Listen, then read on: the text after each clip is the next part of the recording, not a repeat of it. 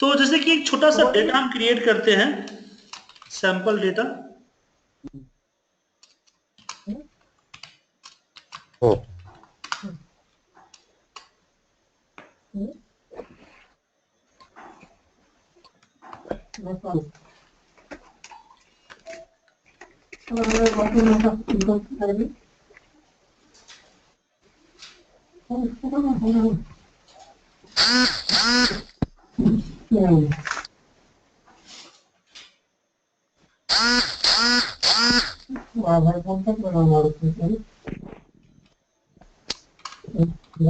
Please अपने mic mute कर लीजिए, आपके पीछे से शोर आ रहा है प्लीज।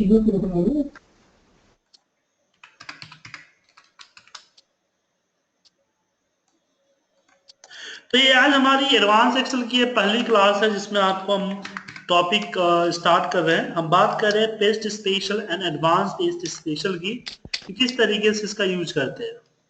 देखिए कॉपी पेस्ट तो आपने लाइफ में कर, मतलब कि ऑफिशियल लाइफ में करते हैं। हमें लग रहा है कि आप हर दिन 10 या 15 बार कॉपी पेस्ट इस्तेमाल करते होंगे। तो कॉपी पेस्ट प्लीज म्यूट कर लीजिए। मेरा तो 1000 टाइम हो जाता है। तो उसमें नए नई चीजें क्या है, चलिए इसके बारे में हम आपके साथ जिक्र करते हैं, ठीक है। मैं अच्छा रैंक ठीक का है। फॉर्मूला अपने क्लास में स्टार्ट करता हूँ, यूज करता हूँ ताकि रैंडम नंबर दे सके। देखिए एक तो होता है कि आपने इसको सिलेक्ट किया, कॉपी किया और जहां पेस्ट करना है वहां पर जस्ट जाके कॉपी पेस्ट मार दिया। एक तो ये आपका आता है कि आपने जस्ट कॉपी पेस्ट इस्तेमाल कर लिया, जैसा डेटा है वैसा आप यहाँ पेस्ट कर देते हैं। लेकिन कभी कभी क्या होता है कि हमें पूरा का पूरा डेटा पेस्ट नहीं करना होता है, हमें इसमें से कुछ डेटा को ही पेस्ट करना होता है।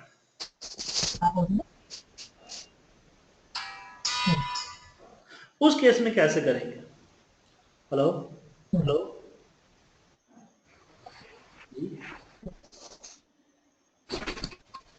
सर, क्लास में बैठा हूं मैं, तो बात हुई आपसे?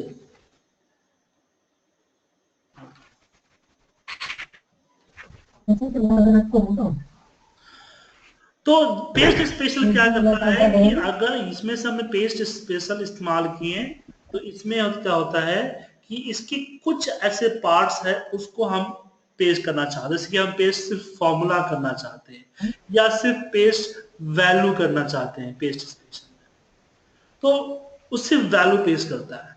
तो पेस्ट जो फॉर्मूला क्या करता है, कुछ बच्चे हमसे क्वेश्चन पूछ देते हैं कि सर पेस्ट स्पेशल में तो पेस्ट एज ए वैल्यू का इस्तेमाल, हम पेस्ट से फॉर्मूला किया तो फॉर्मूला पेस्ट करना चाहिए, ये नेम फॉर्मूला थोड़ी है जिसने पेस्ट कर दिया। तो इसका होता है कि फॉर्मूला का मतलब होता है जो फॉर्मूला बार में दिखता है, जो फॉर्मूला बार में विजुअल है उसको हम कॉपी पेस्ट करते हैं, ठीक है। और पेस्ट जब वैल्यू क्या करता है, उस वैल्यू को पेस्ट करता है, जो उसकी रियल वैल्यूज को पेस्ट करता है। लेकिन कभी कभी क्या होता है कि यहाँ पे देखिए फॉर्मूला लगा है रैन विथ मीन का, मुझे क्या करना है, इस फॉर्मूले को रिमूव करना है। मैं चाहता हूँ कि फॉर्मूला मेरा रिमूव आ जाए, रिमूव हो जाए,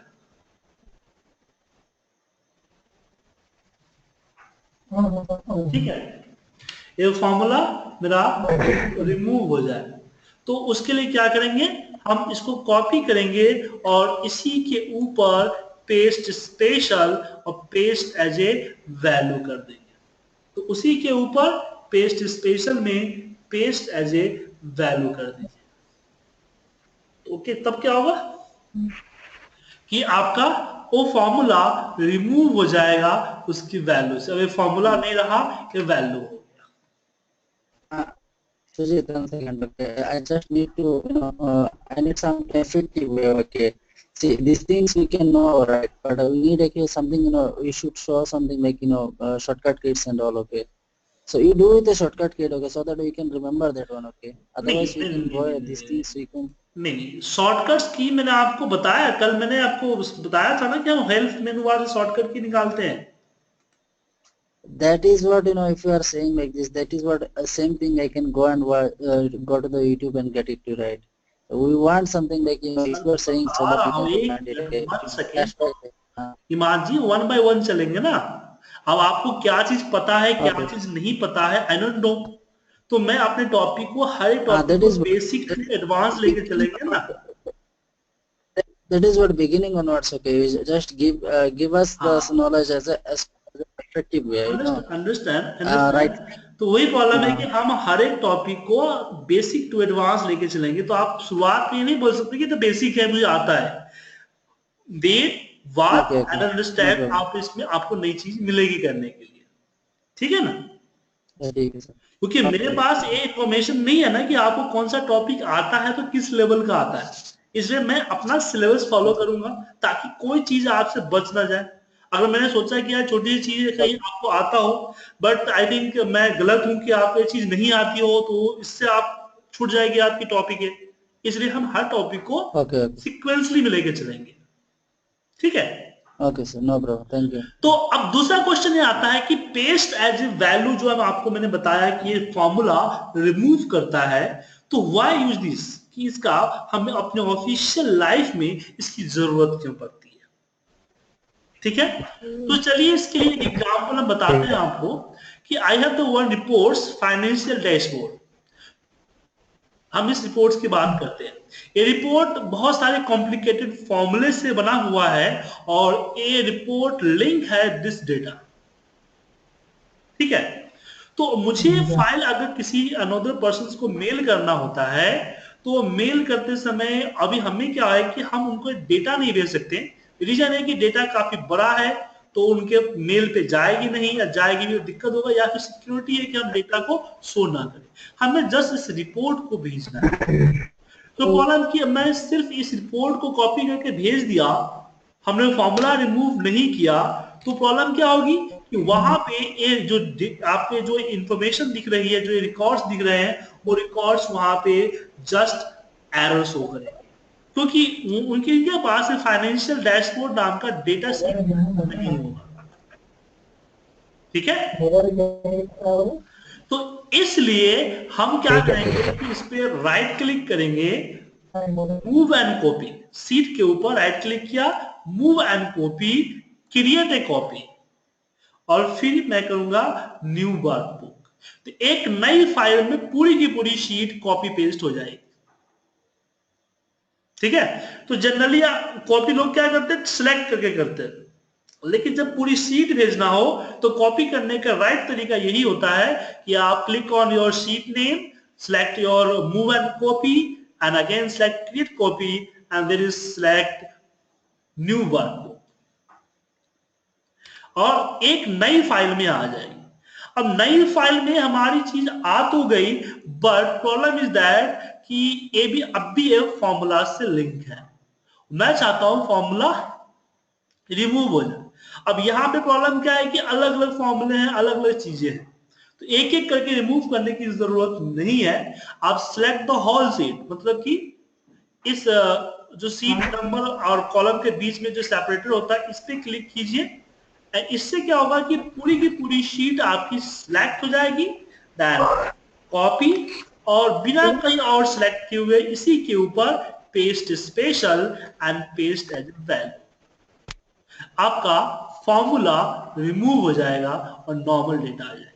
और फिर इस रिपोर्ट को सेव करके जिस पर्सन को आप भेजना चाहते हैं उस पर्सन को भेज सकते हैं. तो पेस्ट स्पेशल में वैल्यू का इस्तेमाल हम लोग इस सब चीजों के लिए मैनुअली करते हैं, ताकि हम हमारा जो फॉर्मूला का लिंक है उस फॉर्मूले के लिंक को तोड़ सकें. It is clear? किसी को डाउट तो नहीं है इसमें? अब चलिए इसमें और छोटी मोटी चीजें उसको देख लेते हैं. हमने जो कॉपी किया, कॉपी करके पेस्ट स्पेशल में फॉर्मेट है, जस्ट फॉर्मेटिंग कर सकते हैं. कमेंट, अगर हमने यहाँ पे राइट क्लिक करके कोई पर्टिकुलर कमेंट इंसर्ट किया है जो कि माउस की पॉइंटर जाने पे दिखता है, तो कॉपी करके हम इस कमेंट्स को भी पेस्ट स्पेशल में हम कमेंट्स को पेस्ट कर सकते हैं. तो यहाँ पे कमेंट्स आ जाता है.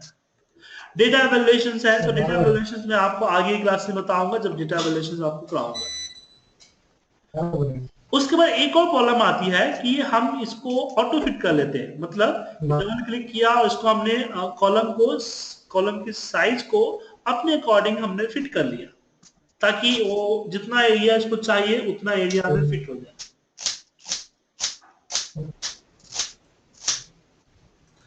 तो अब इसमें एक और प्रॉब्लम यहाँ पे ये आती है कि अगर मुझे मान लीजिए इसको कॉपी करके किसी अनदर शीट पे हम पेस्ट करते हैं, कॉपी एंड अनदर शीट पे पेस्ट करते हैं, तो कॉलम की विड्थ हमारा पेस्ट नहीं होता है। जी हाँ, ध्यान रखिएगा, कॉलम का विड्थ आपका पेस्ट नहीं होता है। तो कॉलम की विड्थ को पेस्ट करने के लिए क्या करेंगे? तो कॉलम की विड्थ के लिए इसी के ऊपर आप दोबारा जो है राइट क्लिक कीजिए, पेस्ट स्पेशल, और paste as a column width कर दीजिए, तो पेस्ट हो जाएगा। अब यहाँ पे एक चीज ध्यान रखिएगा कि जब आप राइट क्लिक करके पेस्ट स्पेशल करेंगे,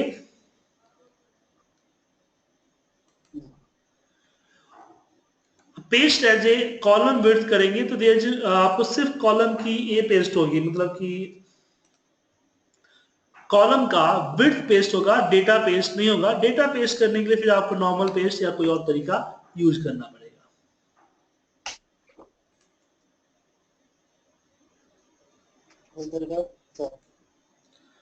लेकिन अगर आपके पास एक्सेल 2013 है, तो आप जब राइट क्लिक करके जब पेस्ट स्पेशल करते हो, तो यही पे आइकन्स होते हैं।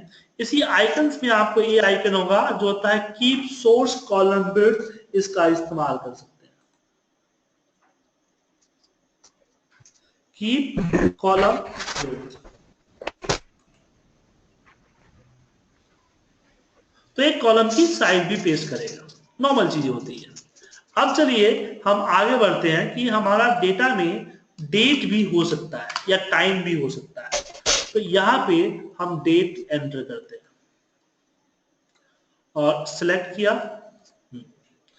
अब मैं डेटा को कॉपी करके अगर हम पेस्ट एज ए वैल्यू करते हैं, जो कि मैंने इसे बताया कि फॉर्मेटिंग एंड फॉर्मूला को रिमूव करने के लिए हम इसका इस्तेमाल करते हैं,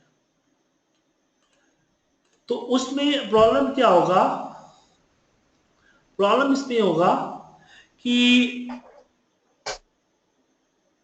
इस तरह के नंबर्स आ जाएंगे। तो इमाद जी, आप मुझे बताएंगे कि नंबर्स क्या है, इससे क्या समझते हैं आप कि आखिर नंबर है क्या है? ये फॉर्मेट चेंज करना पड़ेगा। वो तो हमने समझ गया कि नंबर का फॉर्मेट चेंज करना पड़ेगा, लेकिन नंबर है क्या एक्चुअली? है क्या नंबर? क्या टेक्स्ट फॉर्मेट है ना? टेक्स्ट फॉर्मेट है? नहीं, टेक्स्ट तो नहीं दिख रहा है, तो नंबर है। तो जनरल फॉर्मेट में आ गया। हाँ, जनरल फॉर्मेट में आ गया, लेकिन नंबर इंडिकेट क्या कर रहा है?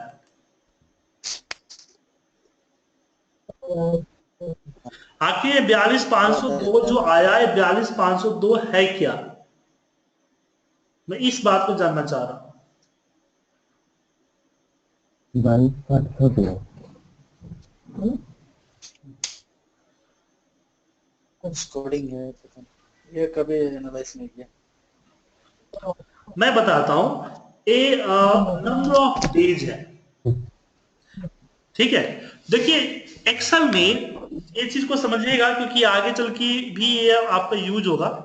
तो जब हम एक्सेल यूज करते हैं, तो उसमें जब हम डेट डाल दिए, मैं माने डाल दिया कि आज का जो डेट है वो डेट है 11/24, तो आपने 11/24 लिख के एंटर कर दिया, लेकिन सिस्टम ने अपने अंदर में एंटर किया 42698। ये 42698 क्या है? ये नंबर ऑफ डेज है from the starting of computer calendar. मतलब कि जो डेट आप टाइप कर रहे हैं और जो नंबर ऑफ डेज है जब स्टार्ट हुई है आपकी मतलब कि कंप्यूटर कैलेंडर, कंप्यूटर कैलेंडर कब से स्टार्ट हुई है? 1/1900 से। विनोद जी, आपके बैकग्राउंड से किसी की बातचीत करने की आवाज आ रही है, प्लीज बातचीत बंद करें या फिर अपने आप को म्यूट करें। लो लो लो लो लो सर, कोई भी बातचीत नहीं कर रहा मेरे पास। हेलो सर, मुझे बातचीत की आवाज आ रही है। हेलो,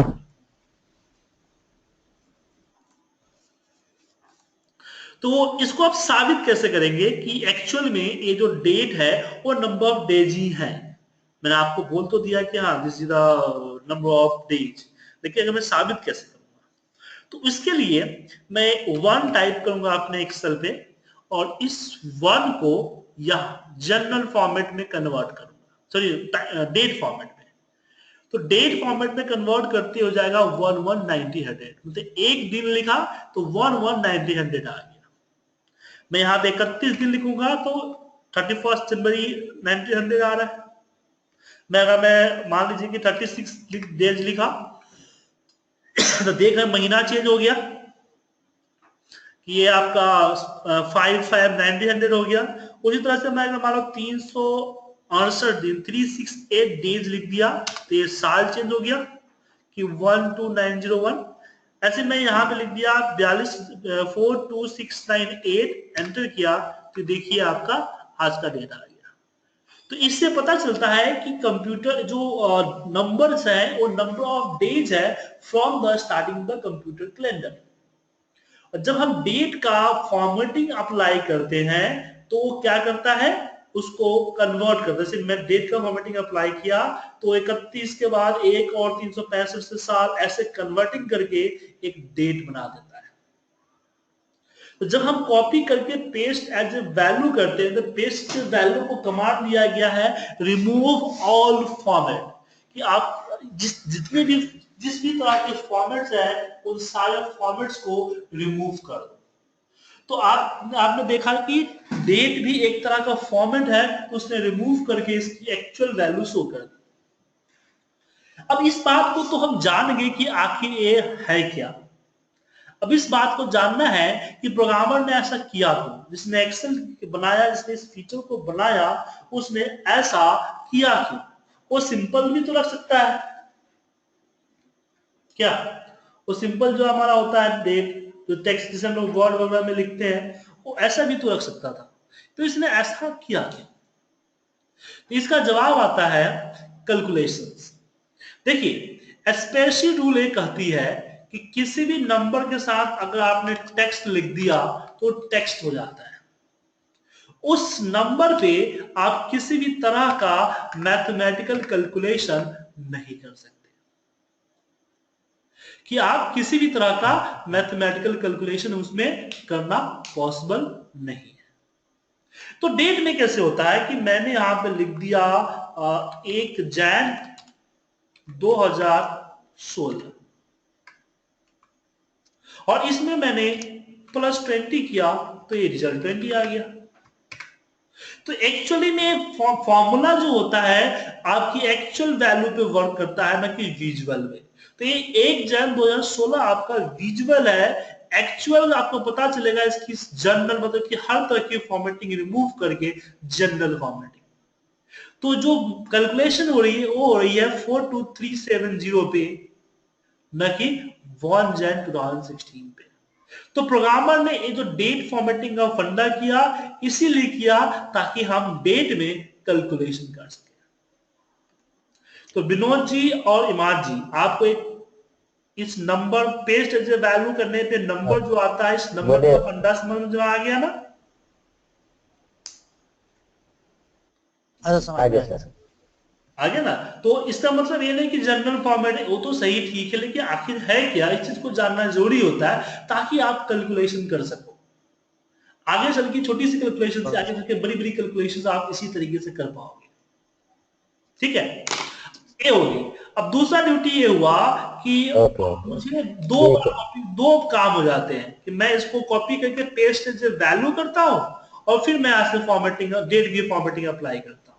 तो पेस्ट से वैल्यू करने का जरूरत इसलिए पड़ता है ताकि इसकी जो बैकग्राउंड की बाकी फॉर्मेटिंग है, कलर वलर और जो फॉर्मूले वगैरह है उसको रिमूव कर सको।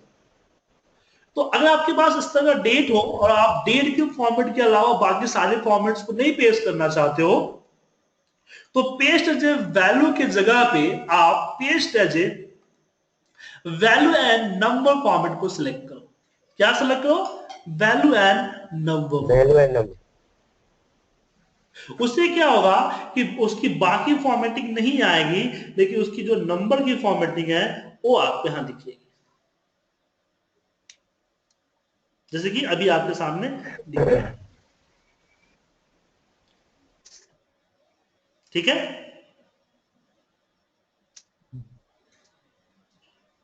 ठीक है सर।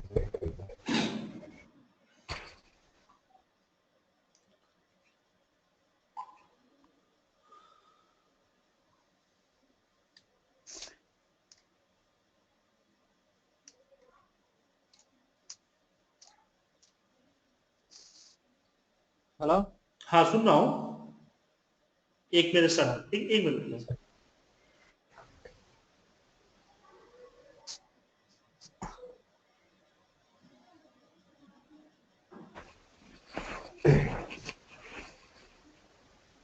और विनोद जी कैसे हो? ओके, तो अब आगे बढ़ते हैं इसमें।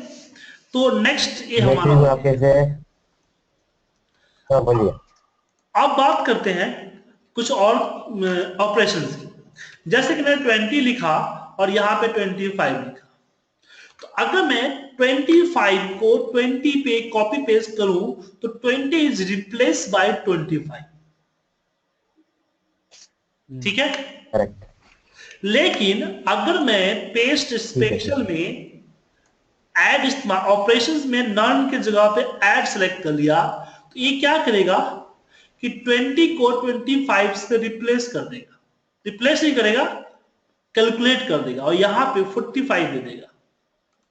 मतलब कि जब पेस्ट स्पेशल आप करते हो, वहां पे अगर ऑपरेशंस में ऐड सब्ट्रैक्ट मल्टीप्लाई डिवाइड कोई सिलेक्ट करते हो, तो क्या करता है कि जहां से कॉपी हो रहा है और जहां पे पेस्ट हो रहा है, इन दोनों के बीच में मैथमेटिकल कैलकुलेशन कर देता है। अब बात आती है कि इसका बेनिफिट्स क्या है और इसका कैसे यूटिलाइज करेंगे। तो एक स्टोरी आपको सुनाता हूं। मेरे कलीग थे, वो मुझे परसेंटेज में कुछ डेटा भेजते थे। उससे पहले परसेंटेज के बारे में आप जान लीजिए परसेंटेज क्या होता है। जैसे कि मैं यहाँ पे अगर 20 और लिख के परसेंटेज लिखूं, तो यहाँ पे आपको 20% दिखेगा। ठीक है। लेकिन अगर मैं 20 टाइप किया और 20 टाइप करने के बाद आप परसेंटेज का सिंबल अप्लाई किया, तो 2000 परसेंटेज हो जाएगा। वो तो है। तो इसमें क्या है कि अगर आपको 20% लिखना है तो खैर तो 20 के साथ परसेंट लिखो, या फिर डेसिमल्स पे 20 लिखो एंड आप इस पे अप्लाई करो 20%, तो आपका 20% आएगा। ठीक है। अब ठीक बात है, करते ठीक हैं, है। जो हमारे कलीग थे वो मुझे एक डेटा भेजते थे। वो क्या करते थे कि इसके ऊपर परसेंटेज दे देते थे, फिर मुझे उसका डेटा मुझे दे देते थे कि उसका डेटा ये रहा।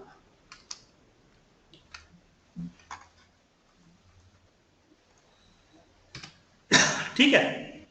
अब प्रॉब्लम क्या होता था कि इस डेटा को जो वहां मैं यूज करता था, वो कैलकुलेशन से चलता था और वहां पे मुझे परसेंटेज अप्लाई करने होते थे। ठीक है। तो मुझे इसको परसेंटेज में कन्वर्ट करने होते थे।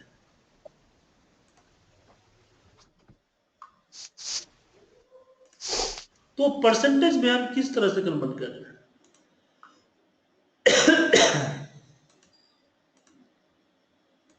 तो कंट्रोल शिफ्ट 5 मार देने से आ जाएगा ना? कंट्रोल सिर्फ 5। वही तो प्रॉब्लम है कि अगर मैंने यहाँ पे परसेंटेज अप्लाई किया तो 48% में 48,000%, 4800% हो जाएगा। ठीक है। तो है। ये तो प्रॉब्लम हमने डिस्कस की थी अभी। तो उसके लिए इस ऑपरेशंस वाले मेथड का यूज होगा कि मैं किसी एक अलग सेल पे 100 टाइप करूंगा और फिर इस 100 को कॉपी करूंगा और पूरे एरिया को सिलेक्ट करूंगा, राइट क्लिक, पेस्ट स्पेशल, और इसमें मैं करूंगा डिवाइड। ठीक है। अच्छा। ऐसा करने से क्या होगा हाँ। कि ऐसा करने से बेनिफिट ये होगा कि ये सारे डेसिमल्स में आ जाएंगे, मतलब कि 100 से डिवाइड हो जाएंगे। और फिर मैं जब परसेंटेज लगाऊंगा तो एक्चुअल आपका परसेंटेज आएगा, जो परसेंटेज हम यूज करते हाँ वो तो है। हैं। ठीक है। ओके।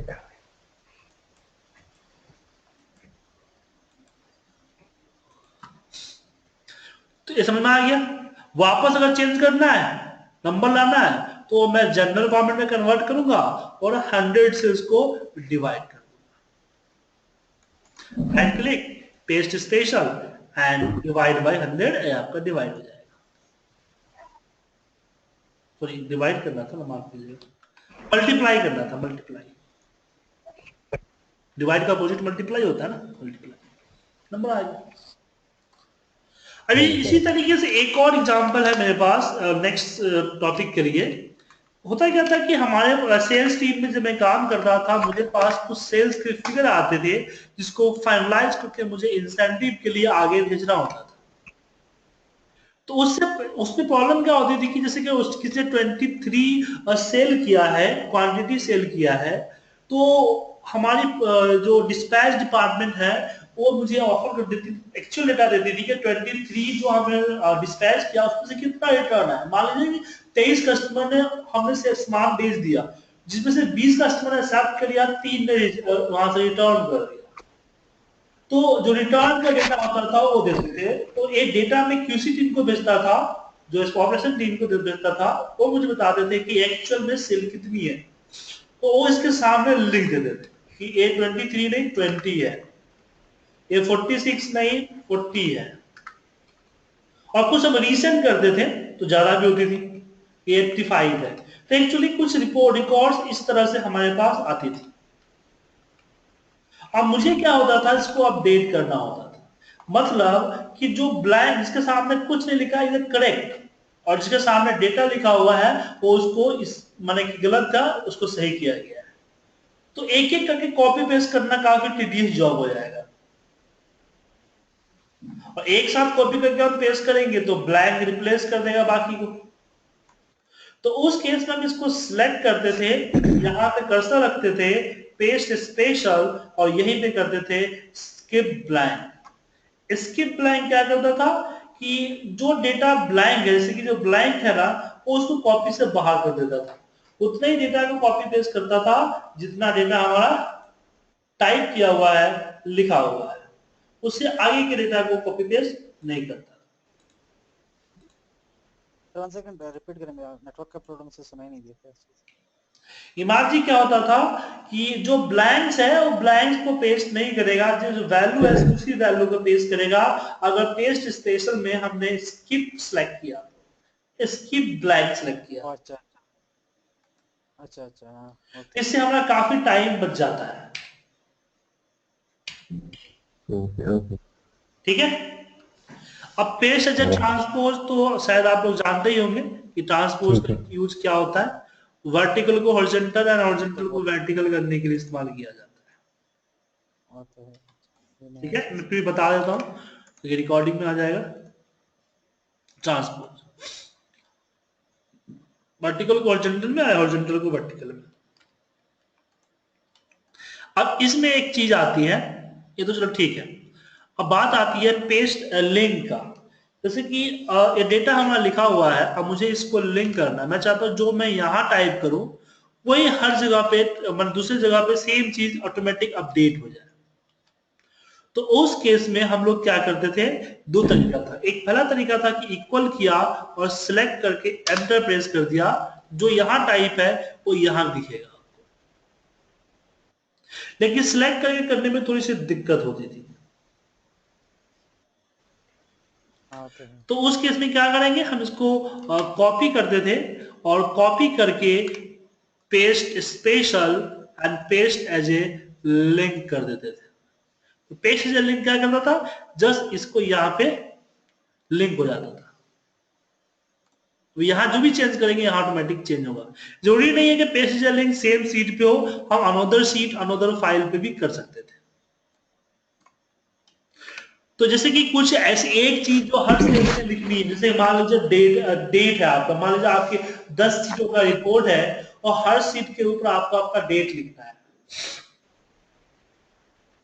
तो रिपोर्ट में हर बार 10 सीट पर डेट चेंज करना पड़ता है, या कभी कभी गलती से छूट भी जाता है, तो आपको बॉस बोलते हैं यार आज इस डेट का डेटा नहीं अपडेट किया।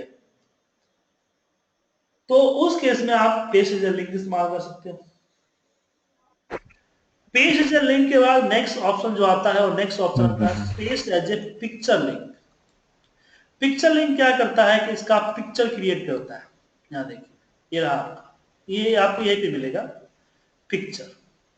पिक्चर में क्या हुआ कि इसने इसका पिक्चर बना दिया, मतलब कि अब इसको जेपीजी फॉर्मेट में आ जाएगा ना?